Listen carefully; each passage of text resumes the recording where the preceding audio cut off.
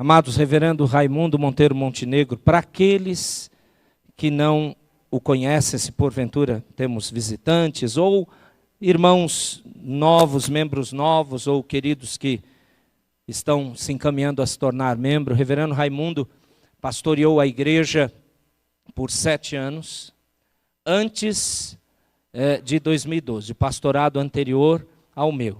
Pela graça de Deus, o Senhor nos deu uma amizade já longínqua, desde o tempo de seminário, fomos até contemporâneos também do mesmo presbitério que nos examinou para servirmos ao Senhor no pastorado.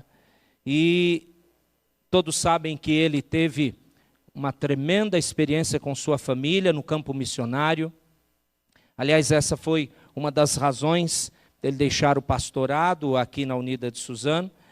Voltou, está pastoreando de maneira auxiliar na primeira igreja presbiteriana de Belo Horizonte. E, graças a Deus, ele tem tido uns estudos na área de aconselhamento bíblico aqui em São Paulo. E já é a segunda vez que nós o chamamos. Da primeira, ele pregou nas nossas congregações. E dessa, nós acertamos para ele estar aqui na sede, como desde de manhã já vimos a instrumentalidade de Deus novamente na vida do servo do Senhor. Rogamos que de novo nós nos atentemos à palavra do nosso Deus. E com alegria entregamos de novo o púlpito ao reverendo Raimundo. Deus o abençoe.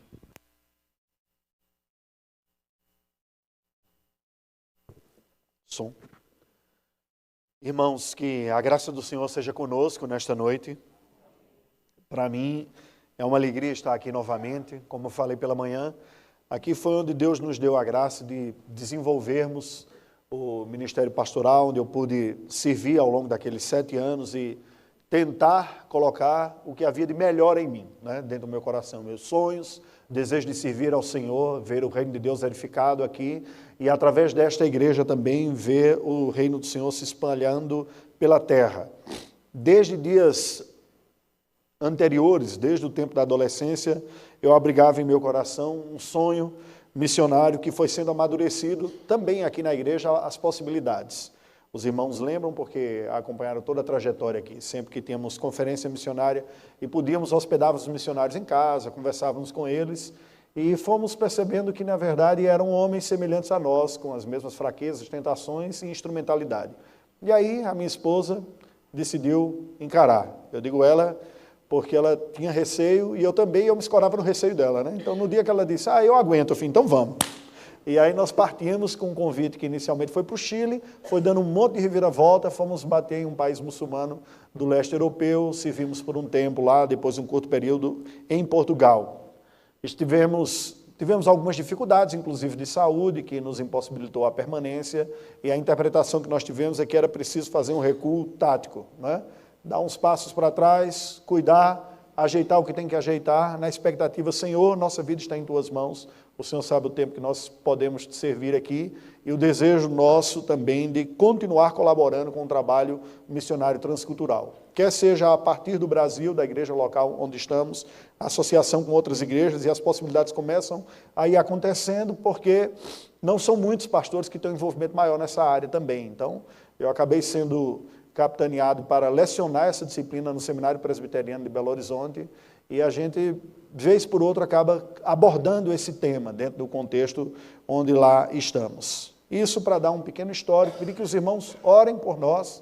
Nós estamos engatilhando alguns compromissos, algumas possibilidades de serviços e de auxílio às necessidades que há em alguns campos, com algumas visitas previstas também.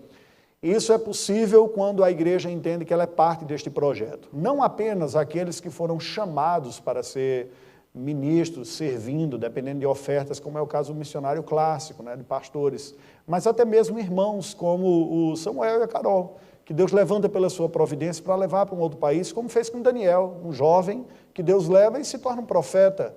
Ou mesmo alguém que não vai seguir a carreira eclesiástica, como Neemias, que era um profissional a serviço do seu governo e é financiado pelo governo para reconstruir Jerusalém, a cidade santa. Então, o que nós temos que entender é que todos nós estamos debaixo da soberania de Deus, chamados para sermos testemunhas do Senhor. quer seja esse testemunho seja mais formal ou mais informal, quer uma dedicação mais exclusiva ou uma dedicação em outras tarefas, todos somos testemunhas do Senhor. Todos podemos e devemos nos envolver desta maneira.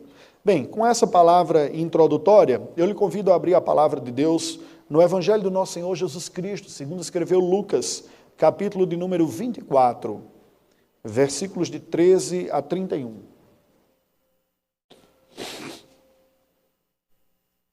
Lucas 24, versículos de 13 a 31.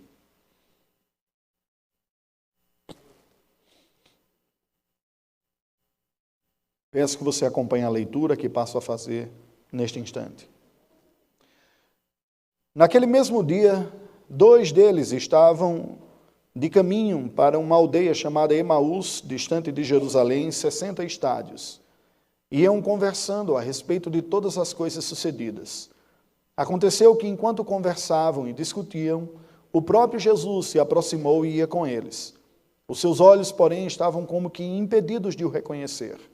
Então lhes perguntou Jesus: que é isso que vos preocupa e de que ides tratando à medida que caminhais? E eles pararam entristecidos.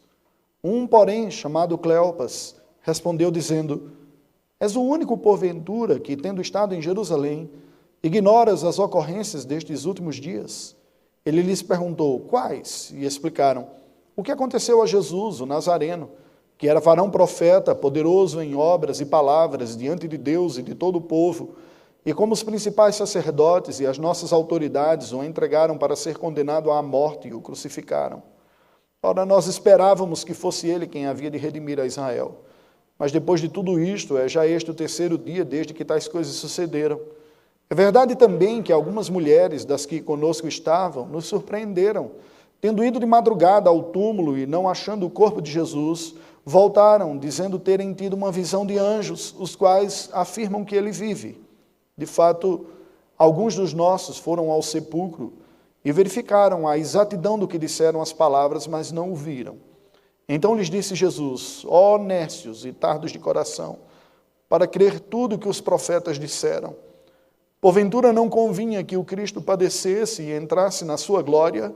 E começando por Moisés, discorrendo por todos os profetas, expunha-lhes o que a seu respeito constava em todas as Escrituras. Quando se aproximavam da aldeia para onde iam, fez ele menção de passar adiante. Mas eles o constrangeram, dizendo: fica conosco, porque é tarde e o dia já declina. E entrou para ficar com eles. E aconteceu que, quando estavam à mesa, tomando ele o pão e abençoando-o, tendo partido, lhes deu. Então se lhes abriram os olhos e o reconheceram, mas ele desapareceu da presença deles. Oremos ao Senhor. Ó Deus bendito, a tua palavra foi lida neste instante. Nós queremos confessar ao Senhor que o que fazemos não é simplesmente um cumprimento de um rito religioso, mas um ato de fé, de adoração. Nos prostramos diante da tua presença na esperança de que em tua bondade, em tua misericórdia, por amor do teu nome, tu te reveles a nós. Tu nos tragas a graça, nos concedas a graça da iluminação do teu Espírito, de tal maneira que a tua voz possa ser percebida e produza em nós frutos graciosos, de conhecimento do Senhor, de conhecimento de nós mesmos, de conhecimento do teu propósito para a nossa vida, de resposta, que produza uma resposta diferente, piedosa. Não precisamos simplesmente de instrução, precisamos de graça do Senhor. E rogamos que a instrução que vamos receber seja acompanhada pelo favor transformador do Senhor para o nosso coração, nossa vida, nossa mente, pois necessitamos de Ti. Em nome de Jesus. Amém. Todos nós, certamente, sabemos o que é lidar com expectativas frustradas na vida. Todos nós temos experimentado, em alguma medida, um sentimento de insucesso, de fracasso em alguns planos, em alguns projetos. não apenas do ponto de vista econômico, como tem ocorrido com o país nesses últimos anos, uma crise sem precedentes na nossa história recente, mas também no que diz respeito a realizações pessoais, a desejos e expectativas quanto a respostas familiares. Não são poucos os casamentos que terminam no fracasso porque o que se esperava antes de chegarem ao compromisso diante de Deus não correspondeu com a realidade vivida depois. Como lidar com este dado quando a vida não parece corresponder com aquilo que nós imaginávamos? Não é incomum pessoas que são cristãs, ao enfrentarem dificuldades na vida, entrarem numa profunda crise de fé. O que ocorre na minha vida? Onde está o Senhor que parece não ouvir as minhas orações?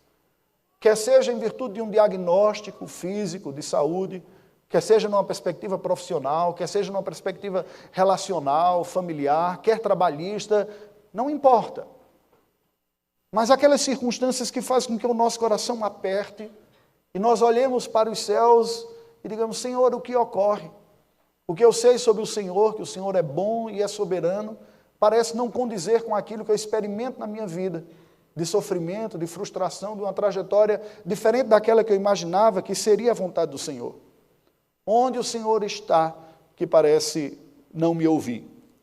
Perguntas como estas podem visitar os fiéis de tempos em tempos, de acordo com as circunstâncias que nós experimentemos. Produziram alguns dos salmos, salmistas. Davi fez inúmeros salmos narrando esse questionamento diante do Senhor. Senhor, até quando clamarei e o Senhor não me responderá? Até quando os inimigos me perseguirão? E tantos outros motivos. A verdade é que muitas vezes nós nos deparamos com esses cenários da vida que parecem não bater com as nossas expectativas. Que nós temos a sensação que fomos deixados de lado, entregues a nós mesmos, a nossa própria sorte, a nossa capacidade ou falta dela para administrar as situações da vida. E isso independe da qualidade espiritual nossa. Experimentamos provas nesta vida como parte desse projeto maravilhoso de Deus, embora não pareça nunca no meio da provação. Esta noite eu gostaria de refletir com os irmãos, à luz da experiência desses discípulos de Cristo, naquela estrada, chamada Estrada de Emaús, ou Caminho de Emaús, sobre estes momentos da vida, quando nós perdemos a capacidade de reconhecer a gloriosa presença de Jesus Cristo em nossa vida. Quando o cenário se parece tão hostil e tão diferente do que imaginávamos, que nós perdemos de vista o Senhor Jesus que está conosco. Deixa a sua Bíblia aberta no texto que nós lemos e vamos acompanhar aqui. Eu coloquei de uma forma homileticamente para nos ajudar sobre vários adjetivos que podemos unir a Cristo Jesus, como que vários aspectos ligados a quem Ele é, para nós refletirmos sobre essa nossa capacidade ou falta dela de discernirmos a presença de Cristo em nossa vida. A primeira característica eu colocaria como o Cristo irreconhecido. Isso está descrito nos versículos de 13 a 16, acompanhe. A Bíblia nos diz que naquele mesmo dia, o dia da ressurreição, 2 dos discípulos de Cristo estavam a caminho para uma aldeia chamada Emaús, distante de Jerusalém, 60 estádios, isso dá aproximadamente 11 quilômetros. E a palavra de Deus nos diz que eles iam conversando a respeito de todas as coisas sucedidas. Enquanto eles conversavam, aconteceu que o próprio Senhor Jesus se aproximou e ia com eles. E o verso 16 conclui dizendo que os seus olhos, porém, estavam como que impedidos de o reconhecer. Pensem a situação. Estamos na Palestina de 2000 anos atrás. Não havia carro, moto, caronas. A maior parte da população fazia esses trajetos do dia a dia a pé. Poucos tinham um jumentinho para ajudar e facilitar na velocidade do jumentinho também e a sua capacidade de locomoção. Era muito comum desses pequenos trajetos serem feitos a pé. Então, essa aldeia chamada Emaús tinha a distância de apenas 11 quilômetros da cidade de Jerusalém. Aqueles 2 discípulos de Cristo Jesus estavam fazendo aquela viagem. E caminhando naquela estrada, refletindo sobre tudo aquilo que estava acontecendo. O Senhor Jesus havia sido morto na sexta-feira e eles estavam tentando entender o que ocorria. Era o domingo da ressurreição, quando o próprio Cristo aparece diante deles e se junta a eles. naquela caminhada de cerca de 2 horas. O curioso é que o Senhor Jesus se aproxima deles, e o verso número 16 é um verso central para nós entendermos toda essa narrativa aqui. Nos diz a Bíblia que os seus olhos estavam como que impedidos de o reconhecer. Sabe o que é mais curioso nessa história? É que aqueles homens eram discípulos de Jesus Cristo. De fato, não há nada nesse texto que nos leve à conclusão de que eles não eram genuínos discípulos de Cristo Jesus, que não eram verdadeiros crentes. Eram verdadeiros crentes, seguidores de Jesus Cristo. Mas alguma coisa ocorreu com eles, de tal maneira que os seus olhos não conseguiram reconhecer a presença do próprio Cristo na vida deles. Por isso que nós começamos essa reflexão pensando no Cristo irreconhecido. O que teria ocorrido na vida daqueles discípulos, em seu coração, de tal maneira que eles não pudessem reconhecer a presença do Senhor Jesus Cristo? Então, essa é a primeira pergunta que nós precisamos fazer e pensar também na nossa própria vida. Não muito diferente desses discípulos de Cristo, que embora fossem verdadeiros discípulos, há circunstâncias na nossa vida que nós podemos também perder a capacidade de discernir a presença de Deus em nossa existência. Nós vamos refletir aqui nos versos seguintes, mas eu gostaria de antemão de alertá-los que em alguns momentos, em algumas circunstâncias de nossa vida, os nossos olhos também podem estar impedidos de reconhecer a presença de Cristo Jesus, ainda que não seja física, como foi nesse caso aqui, uma presença espiritual. O que, na verdade, ainda corrobora essa ideia, porque se a presença de Cristo era física, parece-nos ser mais fácil até que eles reconhecessem, não é verdade? Afinal de contas, estavam ali. Eu não sei vocês, mas quando eu leio os evangelhos, ou mesmo a palavra de Deus como um todo, muitas vezes eu me projeto naquelas situações, me coloco ao lado daqueles personagens, parece que como se estivesse vivendo a vida juntamente com eles, e eu fico imaginando caminhando com Cristo e vendo a multiplicação, os milagres que Jesus falou, como se lá estivesse. Pois bem, esses discípulos lá estavam, e Cristo estava com eles no meio da caminhada, mas ainda assim, alguma coisa ocorreu com eles que eles não reconheceram a presença do Senhor Jesus.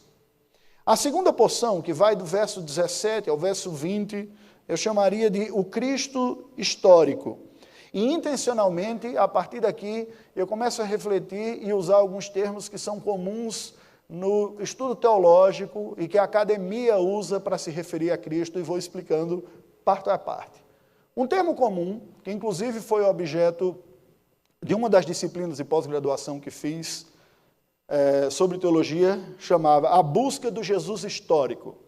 Na academia, isso é estudado como sendo uma tentativa de teólogos identificarem quem é este personagem real, histórico, chamado Jesus, e que evidências nós temos concretas e sem sombra de dúvidas, fora da palavra de Deus, na história, em documentos que possamos atestar sobre a realidade deste personagem que divide a humanidade, não apenas o nosso calendário, mas que é certamente o personagem mais importante da humanidade, esse Jesus.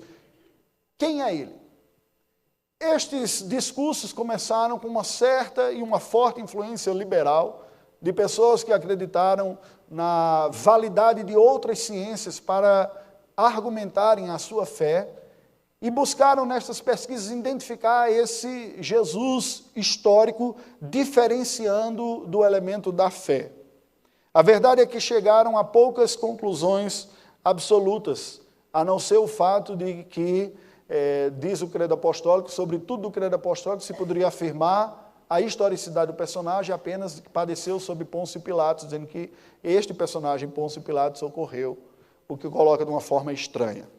Mas o que o texto sagrado nos apresenta sobre isso? Vamos acompanhar aqui. A Bíblia nos diz que o Senhor Jesus então perguntou para os discípulos: o que é que preocupa vocês? E do que vocês andam tratando à medida que caminham? E eles pararam entristecidos. Um, porém, chamado Cleopas, respondeu dizendo: és o único, porventura, que, tendo estado em Jerusalém, ignoras as ocorrências destes últimos dias? E ele lhes perguntou: quais? Explicaram o que aconteceu a Jesus, o Nazareno, que era varão profeta, poderoso em obras e palavras diante de Deus e de todo o povo, e como os principais sacerdotes e as nossas autoridades o entregaram para ser condenado à morte e o crucificaram. O que nós vemos nestes versículos aqui? Nós percebemos da parte destes discípulos uma compreensão de dados históricos sobre Jesus de Nazaré, que foi comprovado que eles viram, testemunharam, conviveram e vivenciaram. Agora, o mais irônico de tudo isso é que esta narrativa é apresentada por eles à resposta do Senhor Jesus. Imagine a cena. Os discípulos estão caminhando, o Senhor Jesus se aproxima, não é reconhecido pelos discípulos, eles perguntam, o que vocês estão falando? Uma atitude meio comum para quem não gosta de caminhar sozinho ou de estar sozinho acompanhado de pessoas. Sabe quando a gente vai puxando conversa para não estar sozinho, às vezes no ônibus, né? Às vezes uma caminhada mesmo, e a gente diz, deixa eu puxar uma conversa que eu não aguento ficar sozinho, né? Normalmente, nós brasileiros, se a gente quer conversar com alguém, a gente fala mal do governo, e todo mundo, esse governo é sem vergonha mesmo, e tal. E aí a conversa já rola em qualquer lugar que a gente quiser e tal, né? Mas aí o Senhor Jesus chegou e perguntou assim para os discípulos, o que está pegando, né? Vocês estão conversando sobre o quê? Eu estou vendo, vocês estão conversando aí, e a Bíblia nos diz que depois que Jesus pergunta, eles param entristecidos, e se viram para Jesus e diz assim, você não sabe, porventura você é o único que ignora as coisas ocorrendo nesses últimos dias aqui em Jerusalém? Um quadro muito curioso, né? Você não sabe o que é que está pegando? Está em tudo quanto é manchete, está na boca de todo mundo que ocorreu nesses dias. Jerusalém está em polvorosa, só se fala sobre isso. Você é o único que não sabe o que aconteceu? Ele diz, não, me fale mais a respeito. E aí eles vão falar precisamente sobre Cristo Jesus. Olha a cena, não é? Está o Jesus ali, caminhando com os discípulos, perguntando o que aconteceu. Eles dizem, não, eu não sei, fale mais, quais são as coisas que aconteceram? Não é? E eles começam a dizer, como se juntaram as autoridades e pegaram Jesus Nazareno, que era um varão profeta, aquele que falou da parte de Deus aqui, poderoso em obras, milagres, ele fez tantas coisas, multiplicou pães, curou doentes, e as pessoas não entenderam isso, o condenaram à morte e o crucificaram. Eu fico imaginando a cara do Senhor Jesus ouvindo aquilo, não é mesmo? Fale mais, né? A respeito disso daí. E os discípulos falando, entristecidos, o que tinha ocorrido com o seu Senhor. Ele era um profeta, fez isso. Olha, as autoridades religiosas e políticas se juntaram, entregaram, condenaram à morte. Sabe, queridos, o Jesus bíblico, o Jesus que nós cremos, que é apresentado na palavra de Deus, é alguém que viveu aqui nessa terra, que, como disseram bem esses discípulos aqui, que pregou a palavra de Deus como verdadeiro profeta, que foi cheio do Espírito Santo, conforme o sentido da palavra Messias, ungido, e por isso mesmo fez o que fez, operou os milagres que operou, curou e exerceu tudo aquilo. Não há como nós sermos verdadeiros cristãos sem acreditarmos nessa realidade histórica que foi Jesus Cristo, conforme está narrado na Escritura Sagrada. Mas preste atenção, você não terá a fé suficiente apenas tendo conhecimento histórico sobre Jesus Cristo. Reproduzir esses dados, saber o que ele fez, o que ele executou e quem ele era nas suas obras, apenas lhe dão informações necessárias, mas não suficientes para a maturidade da fé e mesmo a salvação. Há muitas pessoas que conhecem informações sobre Cristo Jesus, que podem reproduzir dados sobre eles, mas que na sua vida não abrigam aquela fé de redenção, de salvação. Podem responder questionários sobre Cristo porque leram na Escritura, mas isso não encontra um eco, um respaldo no seu coração de confiança, falta-lhes a fé. De tal maneira que nós podemos pensar que, num primeiro momento, o que poderia ter ocorrido com aqueles discípulos para que eles não reconhecessem Jesus, e alguns estudiosos apresentam, a dificuldade deles foi porque eles não tinham esses elementos naturais. Era escuro, era noite, não havia iluminação elétrica naquele tempo, eles estavam caminhando, não conseguiram reconhecer o Senhor Jesus. Era simplesmente um vulto que estava ali no meio e eles não conseguiram reconhecer. O que é um pouco deficiente, porque o texto nos apresenta no final da leitura que nós fizemos, que depois, quando eles estão dentro da casa, eles vêm a reconhecer o Senhor Jesus Cristo. Mas considerando que teria sido uma ocasião de lua cheia, é mais provável que estivesse melhor iluminado do lado de fora do que dentro da casa.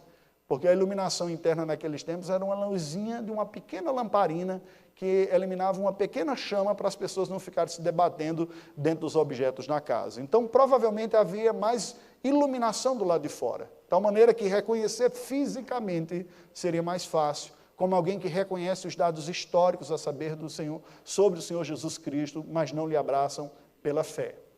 Ainda nessa interpretação do bloqueio natural ou biológico, alguns outros estudiosos dizem, não, o problema não foi iluminação, não.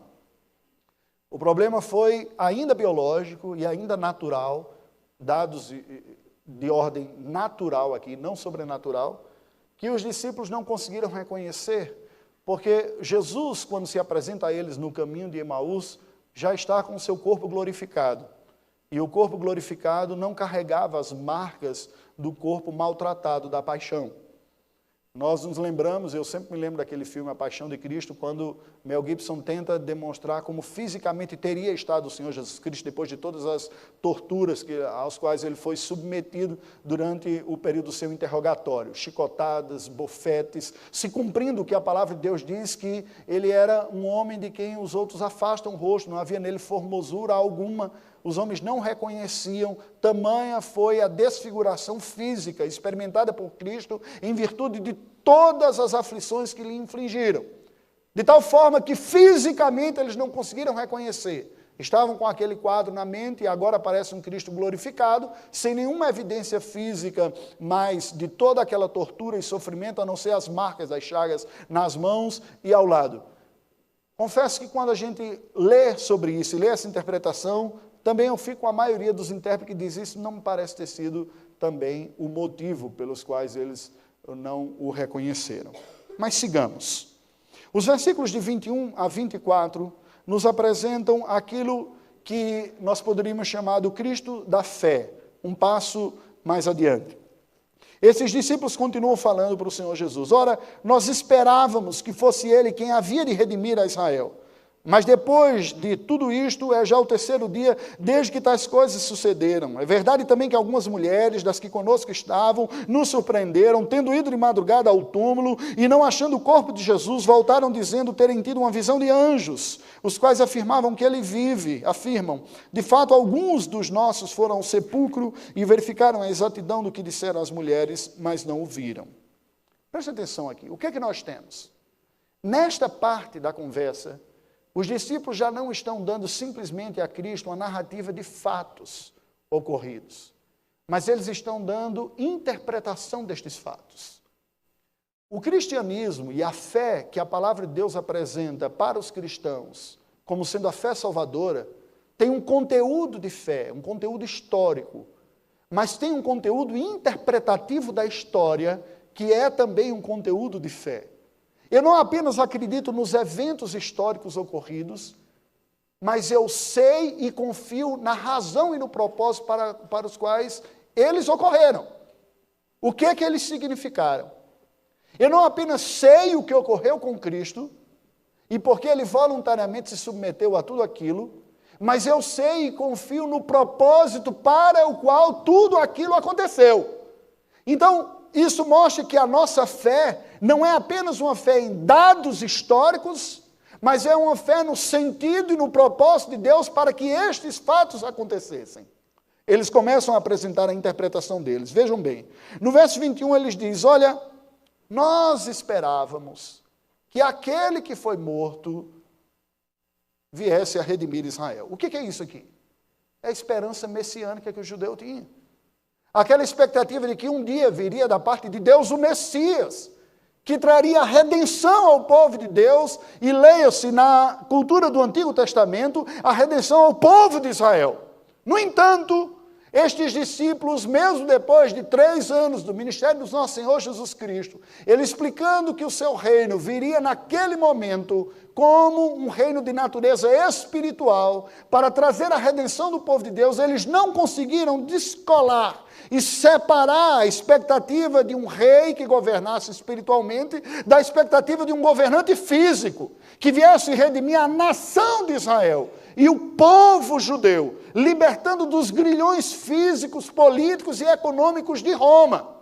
Na verdade, o projeto histórico dos judeus era a grande expectativa deles. Então, é claro aqui o tom de frustração na vida desses discípulos, mostrando esse lapso de fé. Nós esperávamos que ele houvesse de redimir Israel.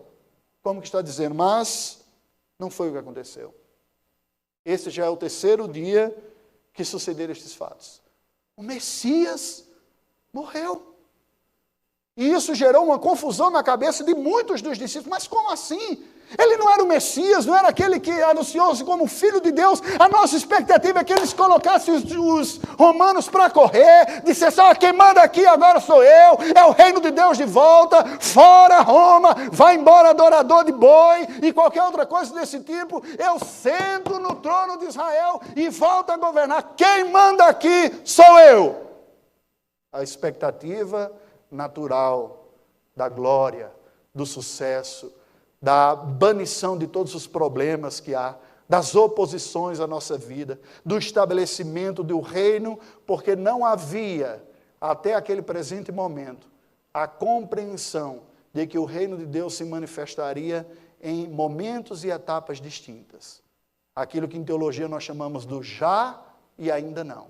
O reino já veio, já está estabelecido, mas de ordem natural, redimindo os corações, transformando as vidas, para que nós enfrentássemos todas as lutas aqui pela fé em Deus, e ainda não a consumação final que virá quando Cristo voltar.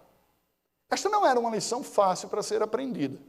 Muitos rabinos se debruçavam sobre a interpretação do sentido do Messias, olhavam as profecias do Antigo Testamento e não viam muita coerência em algumas delas, porque, por vezes, o Messias era apresentado como servo sofredor, como Isaías 53. Alguém que viria no estado de humilhação, de desprezo, de sofrimento, de condenação. Por vezes, ele era apresentado como rei glorioso, que vem em majestade e glória, afastando todos os inimigos, estabelecendo o reino de Deus, e pareciam ser duas figuras distintas, ao ponto de alguns proporem até que seriam dois Messias. À luz da revelação completa que nós temos hoje, nós entendemos que é o mesmo Messias, mas em duas vindas distintas. A primeira vinda em humilhação, que o levou até a morte da cruz, e nós estamos aguardando a sua segunda vinda, ou a sua volta, em poder, glória e majestade. E essa sim, que quando ocorrer, será banida toda a oposição da terra. Todos os inimigos serão subjugados e condenados, e o reino será plenamente estabelecido. Neste momento já foi espiritualmente. A esses estudiosos liberais chamaram do Cristo da fé. Aquela narrativa que a igreja teria exagerado e aumentado e mitificado a figura do Jesus histórico, elevando-o a um Messias espiritual. Irmãos, uma das coisas que mais me chamou a atenção, quando nós estivemos fora, é que no período que eu fazia o seminário aqui, eu ouvi algumas palestras acadêmicas e professores, recém-chegados doutorados nos Estados Unidos, trazendo palestras de natureza intelectual, teológica. Eu olhava aquilo, na minha presunção típica, e chegava e dizia, mas esses caras estão falando o quê? Tem nada a ver com a realidade do Brasil. Aqui a gente acredita na Bíblia, abre a Bíblia e diz, carta do apóstolo Paulo aos Romanos, é Paulo mesmo romano, Timóteo. Não tem aquela dúvida se é pseudo-epígrafo, se é outra pessoa que escreveu, se a Bíblia é verdade, mas a gente acredita. Eu, na minha ignorância, dizia, esses caras estão viajando. Mas quando estive fora, lidando numa sociedade secularizada e pós-cristã, eu conheci pessoas que argumentavam exatamente desta maneira, que falavam dessa diferenciação do Cristo da fé inventada pela igreja e Jesus histórico, dessa fé projetada dentro do coração, que não condiz propriamente com a realidade dos fatos. E aí eu fui percebendo que aquela realidade não estava distante dentro daquele contexto. Ao voltar para o Brasil agora, percebo uma crítica intelectual, uma rejeição a conteúdos da palavra de Deus que eram mais raros antes, mas que está se tornando mais comum. E que prevejo, de forma temerária, que tende a aumentar. À medida que as pessoas recebem um nível de instrução secularizada, a esfriando na fé e confiando em argumentos feitos diante dos homens, que lhe parecem melhor elaborados do que os argumentos de fé. Mas essa crise de acreditar no Cristo, conforme não apenas os elementos históricos apontam, mas aquilo que a palavra de Deus indica e apela como elemento de fé, já existia naqueles próprios discípulos.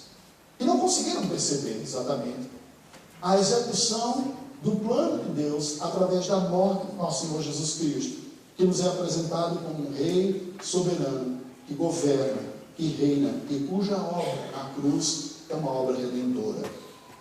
Os versículos seguintes, do verso 25 ao 27, chamam de Cristo bíblico. Preste atenção. Em resposta agora a isso que afirmaram aqueles discípulos, o Senhor Jesus diz: só nécios e tardos de coração para crer tudo que os profetas disseram. Porventura não convinha que o Cristo padecesse e entrasse na sua glória. E começando por Moisés, discorrendo por todos os profetas, expunha-lhes o que a seu respeito constava em todas as Escrituras. O que nós vemos aqui?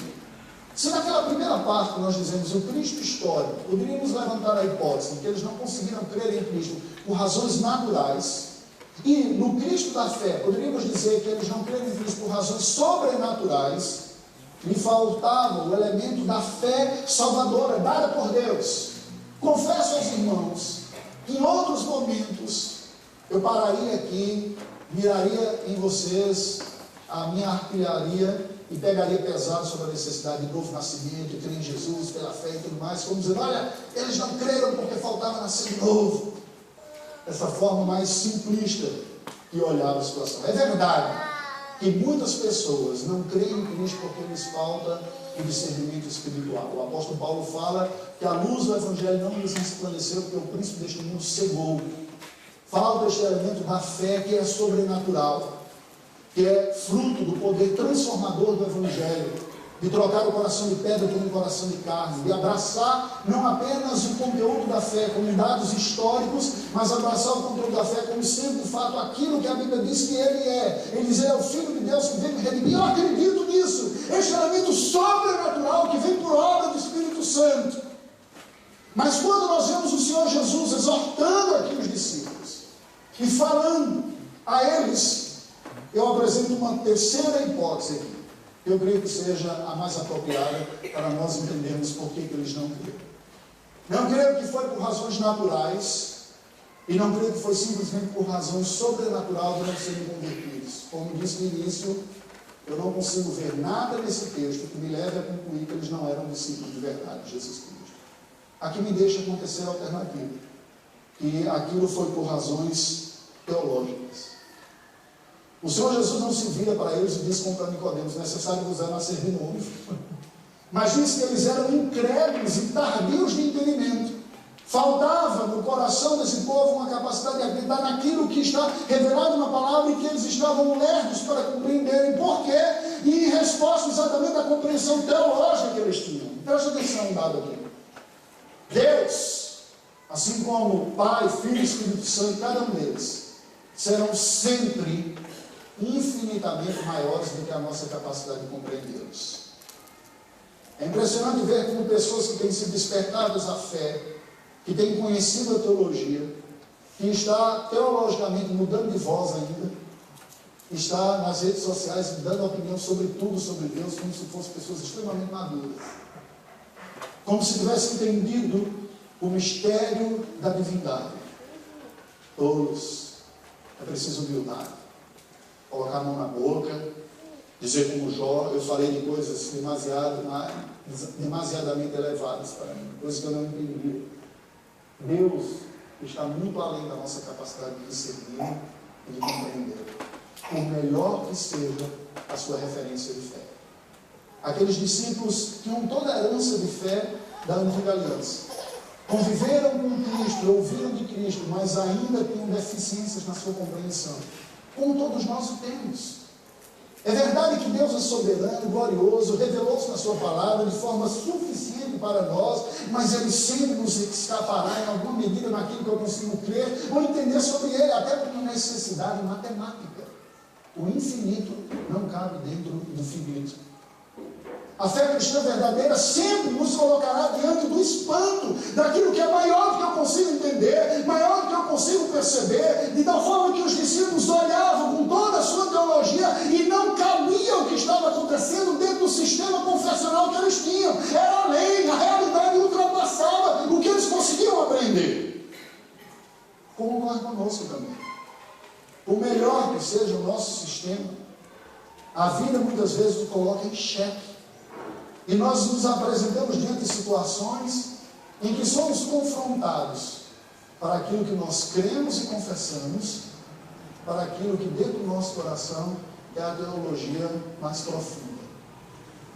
Se podemos dizer que havia uma limitação teológica na compreensão, eu vou mais adiante e digo que havia também um problema de confusão da teologia no coração. Pela narrativa dos discípulos, fica muito claro que eles tinham uma série de expectativas a respeito da ação do Messias, o que ele faria. E o que ocorreu com Cristo não batia com a expectativa que eles tinham. O quadro narrado por eles e apresentado aqui nos apresenta este dado de uma ênfase distinta. E o Senhor Jesus Cristo, então, vai responder ou repreender esses discípulos, anunciando a palavra de Deus sobre tudo aquilo que havia sobre eles. Vocês não lembram o que falei? Vocês não lembram que convinha que o Messias padecesse e entrasse na sua glória? Vocês não lembram tudo aquilo que vocês já leram na Escritura, que era necessário que o Messias viesse a sofrer, pagar com a sua própria vida, para depois, e somente depois, entrar na glória? E o texto nos diz que, começando por Moisés, discorrendo por todos os profetas, expunha-lhes o que a seu respeito constava em todas as Escrituras. Queridos, prestem atenção. Há um padrão de Deus que se executa não apenas na vida do nosso Senhor Jesus Cristo. Ali foi a consumação máxima, mas que é um padrão de ação de Deus. A cruz precede a glória.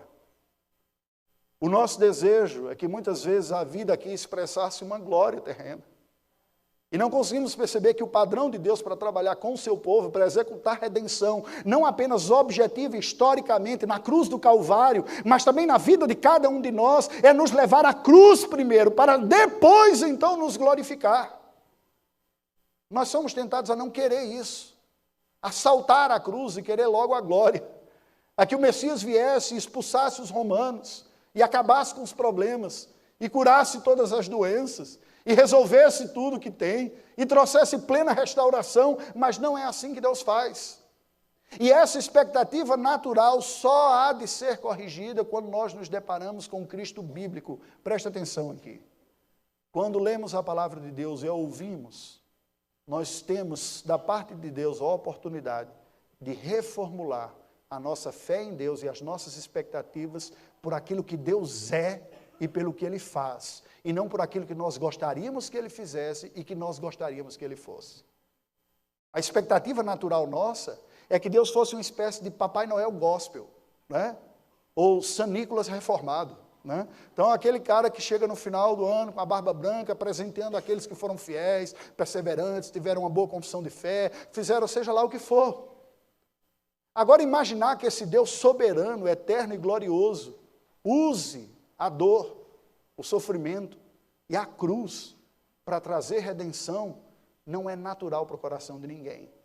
Mas é isso que está em toda a Escritura, de Gênesis a Apocalipse. Ele faz isso através de Cristo e Ele faz isso na vida do seu povo também.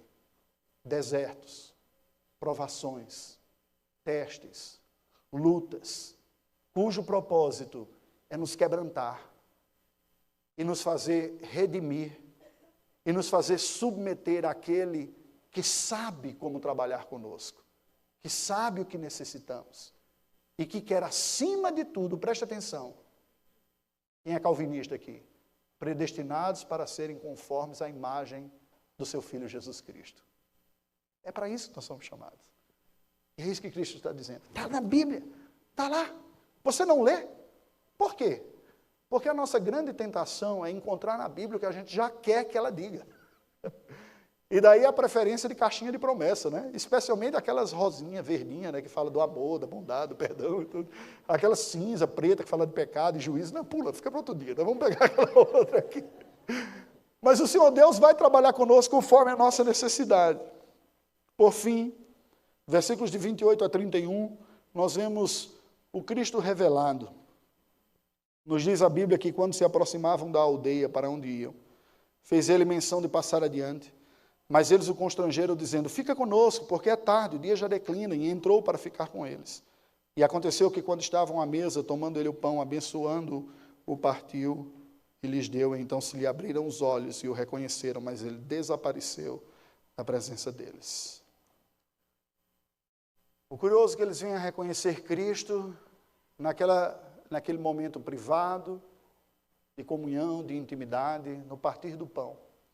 Algum traço de familiaridade ocorreu, ao ponto de eles reconhecerem. Quando Jesus dá graças, parte o pão e entrega. E o Senhor Jesus sai diante da presença deles. O que dá para a gente perceber aqui? Olhem os quadros, conforme foi nos apresentado aqui. Os discípulos tinham uma expectativa do Messias que não condizeu com aquilo que o Messias fez.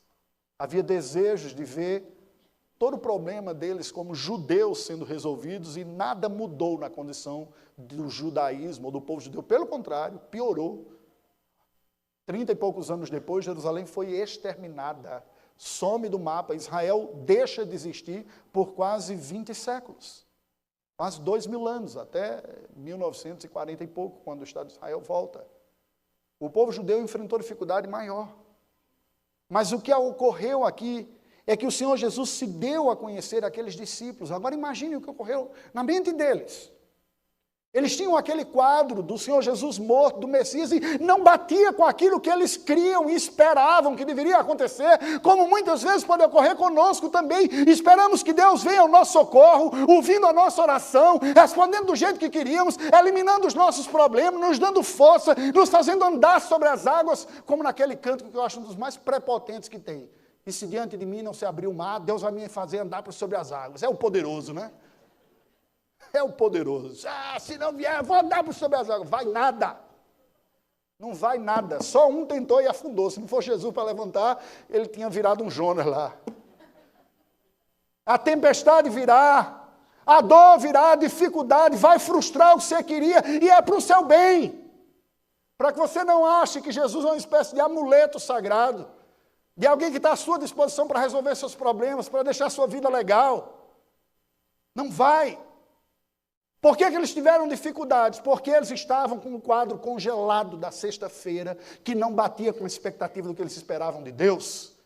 Mas era aquela realidade que Deus tinha usado para a sua glória. E o que Jesus falou é o seguinte: não fique com os olhos presos na sexta-feira, porque aquele que morreu na cruz do Calvário ressuscitou. É isso que nós precisamos crer, ainda que a minha vida continue enfrentando dificuldade, que a minha expectativa não seja suprida, que aquilo que eu planejei não ocorra do jeito que eu queria, ainda que eu tenha dor, ainda que eu tenha dificuldades, ainda que as coisas não ocorram conforme o que eu esperava, que Deus não atenda a minha oração como eu gostaria, Ele reina, Ele ressuscitou, Ele é glorioso, Ele dirige a história, Ele está redimindo um povo, Ele é majestoso. Foi isso que Jesus disse. Eu reino, eu estou aqui.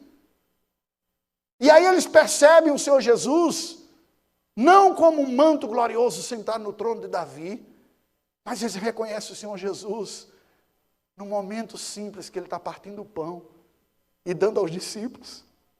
É isso que vocês precisam. É do Cristo presente, vivo, familiar, que os tornou filhos de Deus e que está com você. Você continua pobre, você continua discípulo, você continua sendo perseguido, as pessoas continuam sem entender esta mensagem, mas eu estou com vocês. E todas as vezes que nós celebramos o pão e o vinho, nós estamos dizendo isso. Aquele que morreu, ressuscitou. Nós não apenas celebramos em memória, nós celebramos o Cristo que está vivo e voltará em poder e glória, e até Ele voltar, tudo o que eu preciso Ele me deu, a sua presença está aqui. Precisamos reformular estas convicções em nossa mente e nos submeter a esta realidade gloriosa. Sabe, queridos, o desejo do meu coração com relação à minha própria vida e à cristandade que eu tenho visto pelo mundo afora, especialmente na cultura ocidental, declinante, é que enxergue esse Cristo revelado, glorificado, como nos diz a palavra do Senhor, e creia. Igrejas pelo mundo afora, na Europa, na Oceania, ou mesmo no continente americano, tem dados históricos sobre Jesus, comunicam até a fé que o Jesus bíblico, como é anunciado, mas as pessoas parecem que não creem que Ele é o Rei que governa em poder e glória. A nossa oração é que Deus abra os olhos também e nos conceda essa fé que é salvadora, que reprograme a nossa mente. Sabe, de uma forma prática, e para concluir, gostaria de dizer para vocês o seguinte, que Cristo não é o Cristo das nossas expectativas. O Cristo bíblico, conforme se revela na Escritura Sagrada, não é o Cristo simplesmente do conhecimento histórico, dos dados teológicos a respeito dele, com quanto tudo isso seja verdade e seja necessário. O nosso conhecimento é limitado. É o Cristo vivo, verdadeiro, que reina em poder e glória, ainda que nós sejamos discípulos perseguidos, ainda que nós enfrentemos as dificuldades no mundo que não crê, esse é o Cristo glorioso e vivo. O cenário que deve dominar a nossa mente não é o da sexta-feira, da perda, da dor, da morte, como se fosse um sinal de fracasso ou de tragédia. Não apenas em Cristo, mas metaforicamente na nossa própria vida. Porque, por vezes, o sinal da aparente derrota governa os nossos olhos de tal maneira que nós achamos que as coisas não estão bem mesmo e que elas estão erradas e, de alguma maneira, a fé não está funcionando na nossa vida. E quando nós olhamos para Cristo, o que Deus está dizendo é precisamente isso que eu estou fazendo em você. Eu reino e governo e usarei a dor da sexta-feira como um preâmbulo ou como uma etapa anterior para a glória do domingo da ressurreição. A realidade que nós experimentamos em Cristo pela fé, ainda que Cristo fosse um andarilho com eles naquela estrada, e não alguém que estava num carro real, com todo o poder e glória natural humana. Só se poderia contemplar a Cristo como sendo o Rei glorioso se o fizéssemos pela fé. Você consegue fazer isso na sua vida? Olhar para as circunstâncias da dificuldade que você tem enfrentado e dizer, o Cristo vivo está comigo. A luta, a prova e a dor que eu tenho enfrentado, a frustração nas expectativas que eu criei, não é um sinal de abandono da parte de Deus, antes é um sinal da sua graça, que está usando estas coisas para que a minha fé seja mais fortalecida naquele que glorificado foi, venceu no domingo e voltará em poder, glória e majestade. Porque é assim que Deus trata conosco. Oremos ao Senhor, curva a sua cabeça. Ó Deus bendito, Tu que és um ser glorioso, santo, eterno, bom, soberano, que diriges todas as coisas de acordo com a Tua boa vontade, te pedimos, tem misericórdia de nós, Senhor. Nós não somos diferentes daqueles discípulos do caminho de Emaús. Também somos tolos, nécios.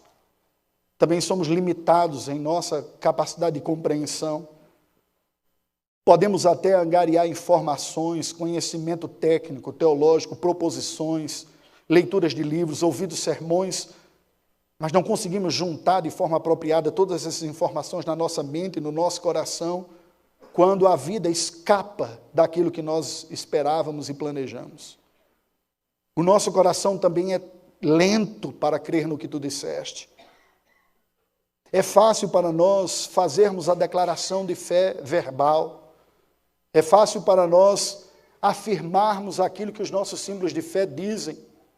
Mas quando enfrentamos o dia mau, a provação, quando a dor chega, quando a dificuldade vem, não é fácil para nós juntarmos tudo isso. Muitas vezes somos tomados pela incredulidade real, pela frustração dentro do nosso coração, pela desconfiança, o ceticismo de que a boa mão do Senhor está conosco.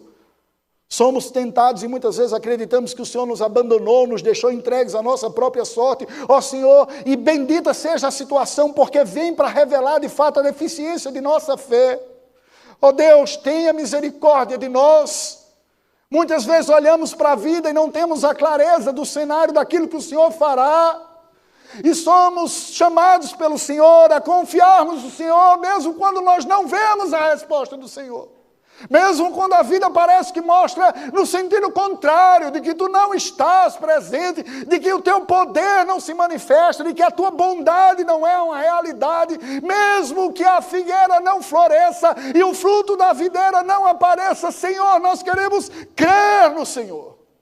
E para isso precisamos da tua graça, precisamos da tua misericórdia, Senhor Deus. Revela-te a nós pelo poder do teu Espírito, humilha-nos na nossa prepotência intelectual, espiritual ou mesmo tradicional de fé. Ó Deus, tu nos conheces, sabes o que necessitamos. Se o Senhor tem nos entregue provas, nós queremos te dar graças por elas, mas queremos te dizer, completa a tua obra em nossa vida. Não nos deixe como discípulos infantis, que agem como crianças esperando o Natal e presentes do Papai Noel em reconhecimento pelo bom comportamento. Livra-nos desta infantilidade, de olharmos a vida de forma egoísta, buscando delas os benefícios, prazeres, simplesmente como recompensa de Deus. Mas dá-nos a graça de vermos para além das circunstâncias. Dá-nos a graça de enxergarmos a vida pela fé, na certeza de que Tu és um Deus glorioso. Dá-nos a graça de experimentarmos o Teu perdão para os nossos pecados, inclusive a incredulidade. A Tua presença singela, familiar, que acolheu pecadores como nós no seio da Tua igreja, que fez de nós Teus filhos, para que nós enxerguemos além das circunstâncias, para sermos instrumentos de testemunho em Tuas mãos. Abençoa esta igreja, Senhor, querida e amada.